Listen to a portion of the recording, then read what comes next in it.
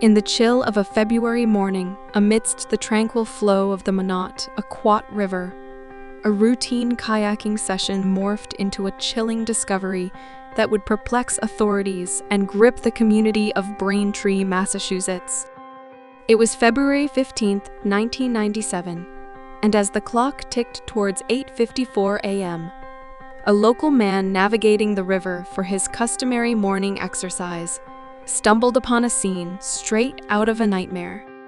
There, lying partially submerged in the unforgiving embrace of the river's brush, lay the lifeless form of a partially frozen woman, her presence a stark contrast against the serene backdrop of nature. The kayaker, accustomed to the familiar sights along the river, was shaken to his core by this unexpected encounter. Police, forced to hack their way through the dense underbrush, uncovered a puzzling mystery that defied easy explanation. The woman, shrouded in death's mystery, offered scant clues to her identity, or the circumstances leading to her demise. With only a small trickle of blood staining her lips and her clenched hand grasping a tree branch, her silent testimony raised more questions than answers. While no evidence suggested foul play, was it possible she met with a sinister demise, or had tragedy struck by cruel accident?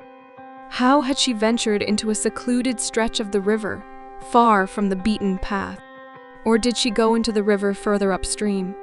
And why, in her final moments, did she cling desperately to that solitary branch?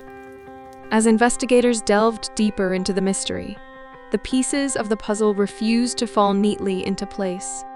A sketch released by the authorities a few days after the discovery depicted a woman of Asian descent, her features etched with an air of melancholy that mirrored the unanswered questions surrounding her untimely demise.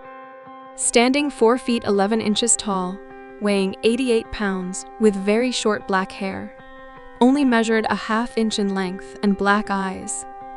Her physical stature belied the weight of the secrets she carried to her watery grave.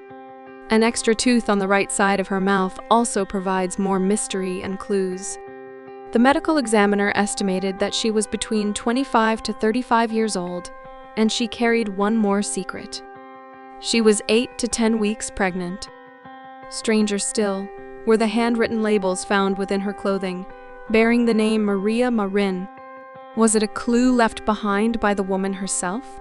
Was this actually her name, or a cryptic message waiting to be deciphered? Or did it hint at a connection to another, a person lurking just beyond the reach of law enforcement's grasp? She was found wearing a rust-colored ski jacket, green and gray striped shirt, black stretch pants, and white sneakers and black socks. No other items or identifying factors were found with the remains. With no missing persons report matching her description, the search for answers stretched far and wide, spanning borders and eliciting leads from distant corners of the continent. Yet, as the days turned into weeks and the weeks into months, the mystery remained shrouded in silence, a riddle echoing through the corridors of time. Today, more than 2 decades later, the memory of that fateful February morning lingers like a ghost along the banks of the river, a reminder of a life lost and a mystery unsolved. To this day, the Massachusetts State Police continue to seek closure, urging anyone with information to come forward and bring an end to the mystery of the identity of this woman who deserves to be identified.